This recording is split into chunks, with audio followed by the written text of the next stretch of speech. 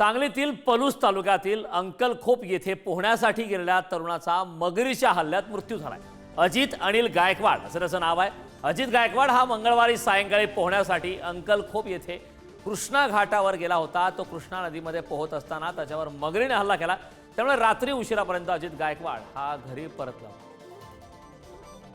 या संदर्भात ताजी अपडेट देण्यासाठी आपले प्रतिनिधी स्वप्नील पाटील आपल्या सोबत जोडले। स्वप्नील, मगरीच्या हल्ल्यात तरुणाचा मृत्यू झाला, काय सविस्तर माहिती आहे? हा नक्कीच, कारण सांगलीतील पलूस तालुक्यातील अंकलखोप येथे पोहण्यासाठी गेलेल्या तरुणावरती मगरीने हल्ला केला आणि या हल्ल्यामध्ये अजित अनिल गायकवाड या तरुणाचा मृत्यू झाल्याची घटना घडली आहे। अजित गायकवाड हा मंगळवारी सायंकाळी पोहण्यासाठी अंकलखोप येथील कृष्णा घाटावर गेला होता, परंतु तो रात्री उशिरापर्यंत घरी परतलाच नाही। त्यामुळे त्याच्या नातेवाईकांनी शोध घेण्यास सुरुवात केली। नातेवाईकांनी सर्वत्र शोध घेतला असता नातेवाईक कृष्णा घाटावर पोहोचले आणि या ठिकाणी अजित याचे कपडे आणि चप्पल कृष्णा घाटावर नातेवाईकांना मिळून आले। त्यानंतर कृष्णा नदीमध्ये वन विभाग आणि पोलिसांकडून शोध घेण्यात आला। त्यावेळी अजित गायकवाड याचा मृतदेह कृष्णा नदीमध्ये मिळून आला।